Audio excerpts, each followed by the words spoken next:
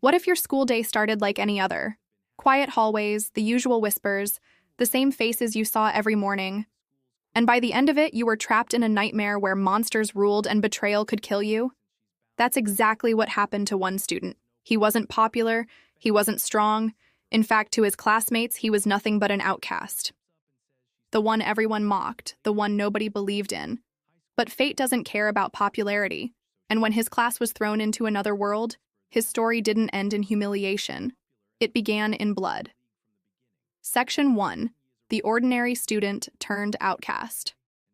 He wasn't the star athlete. He wasn't the class leader. He wasn't even someone people remembered after the final bell.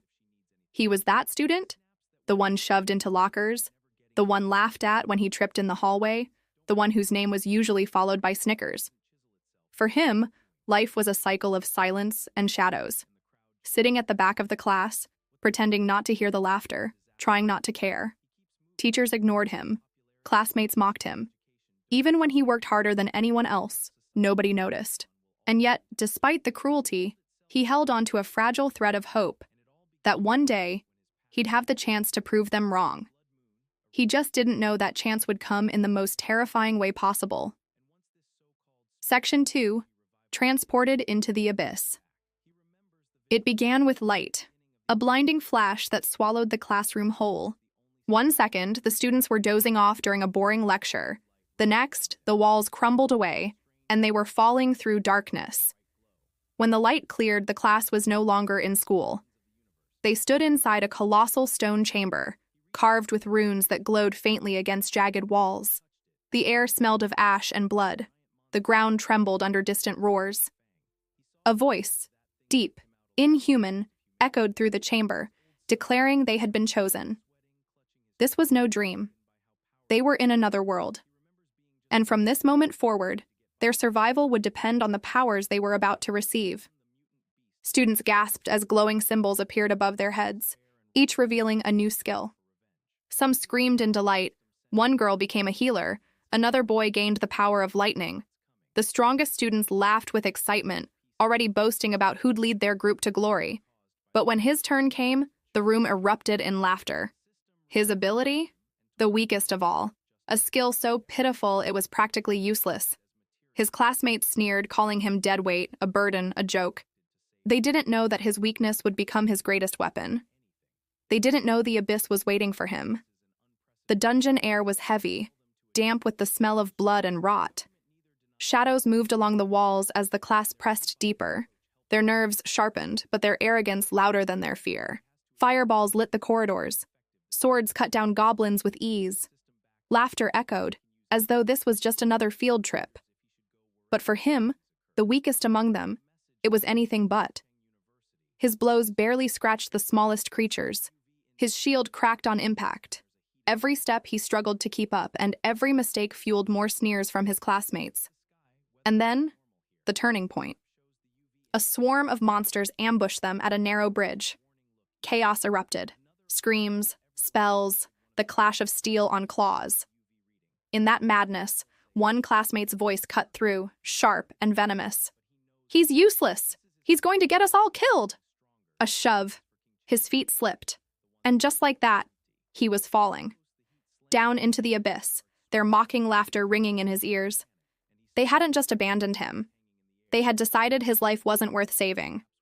His heart pounded as darkness swallowed him whole, and for the first time in his life he felt it. Not weakness, not fear, but fury. Section 4. Awakening of power through suffering. When he hit the bottom, bones shattered, pain ripped through every nerve. For long moments, he lay there, waiting for death. Instead, glowing eyes pierced the dark.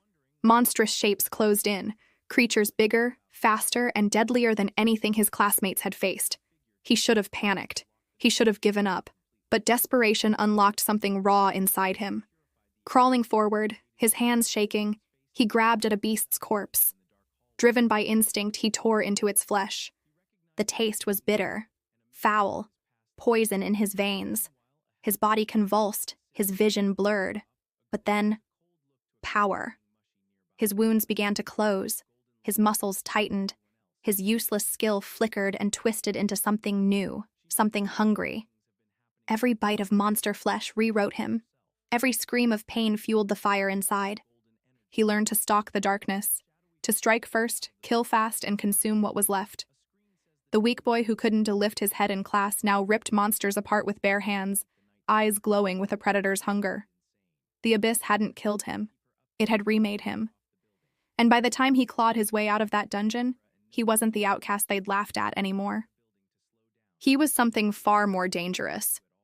The class's first mission was supposed to be simple. A beginner dungeon filled with low-level creatures, nothing they couldn't handle. At least that's what their new heroes believed. They moved through twisting corridors, their laughter echoing as fireballs and swords cut down goblins. But in the shadows, something darker was brewing. For him, the outcast, it was another humiliation. His weak ability barely scratched a single monster. He lagged behind, trying to stay useful, trying not to slow everyone down. And that's when it happened. As the group reached a bridge deep within the dungeon, monsters ambushed from every side. Chaos erupted. Screams, blood, blades clashing against claws. In the frenzy, a classmate's voice cut through the noise. "He's holding us back! Get rid of him!" A hand shoved hard against his back.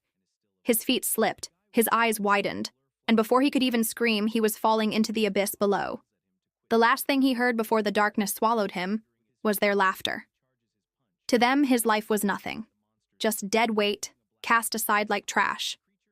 And as his body hit the ground, bones shattering, he realized the truth. Betrayal cuts deeper than any blade. But in that darkness, something stirred. Section 4. Awakening of power through suffering broken, bleeding, alone. That's how his story should have ended. But death never came. Instead, he opened his eyes to a cavern filled with monsters unlike any he had seen above. Their eyes glowed, their fangs dripped venom, and their claws shredded stone like paper. The weak boy should have died instantly, but desperation does strange things.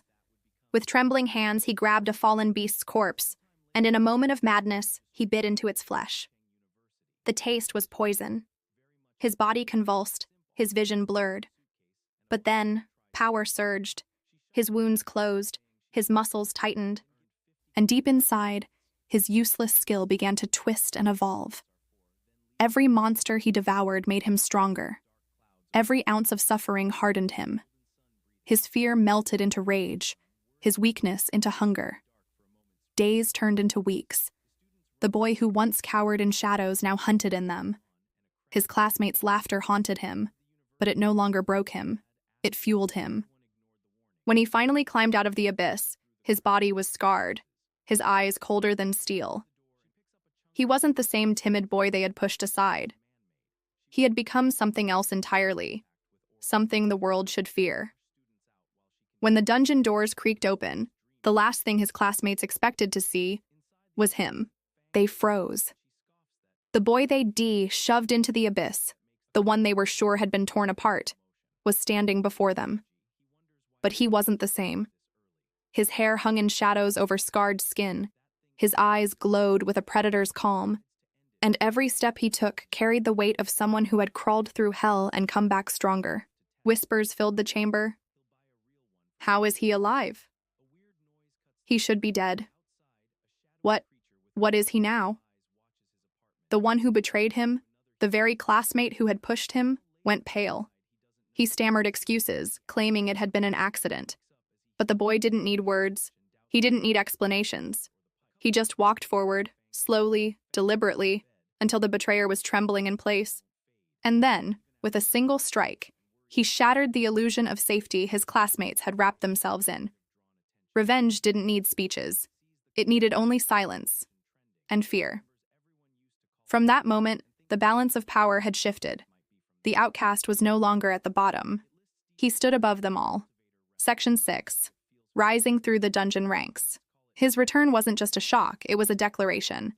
While his classmates clung to their beginner skills, he was already cutting through monsters they couldn't even look at without shaking. While they needed teams to survive, he cleared entire levels alone. And while they whispered rumors about his inhuman strength, he kept pushing deeper into the dungeons, growing stronger with every battle. Word spread quickly. Some survivors whispered he was blessed by the abyss itself. Others claimed he wasn't human anymore, but something far worse, something evolving beyond them. But no matter what they believed, one truth became undeniable. He was no longer the weakest. He had become the one everyone else depended on and feared. And the very classmates who had laughed at him now had to look up at the boy they once tried to erase. The deeper he went, the stranger the dungeons became. Monsters that shouldn't exist. Labyrinths that seemed alive. Traps designed not just to kill, but to test. It was as if someone had built these places with a purpose, not to destroy him, but to shape him. Whispers followed him through every level. Survivors from other groups spoke of watchers in the sky, unseen beings pulling strings. Some claimed they were gods, others swore they were rulers from another dimension, treating humans like pawns in a twisted game. And every time he grew stronger, every time he defied death, he felt it, the weight of eyes pressing down from above.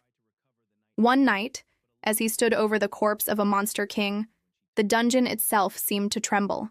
Symbols flared on the walls, voices echoed in languages he didn't understand, and for the briefest moment, he saw them. Silhouettes, watching, smiling. That's when the truth sank in. He wasn't just fighting for survival, he was performing. Every battle, every scar, every betrayal was entertainment for something far greater. And the abyss hadn't chosen him by accident. It had marked him. Conclusion, cliffhanger. From bullied outcast, to abyss survivor, to monster slayer feared by his own classmates. His rise was undeniable, but as his legend spread, so did the questions. Was he humanity's strongest weapon, or its most dangerous threat? Because in this world, the real monsters weren't always the ones lurking in the dark. Sometimes they were the ones watching from above, smiling at the chaos they created. And the boy who was once forgotten was now the center of their game. The only question left was, would he break free of their control, or become the greatest monster of them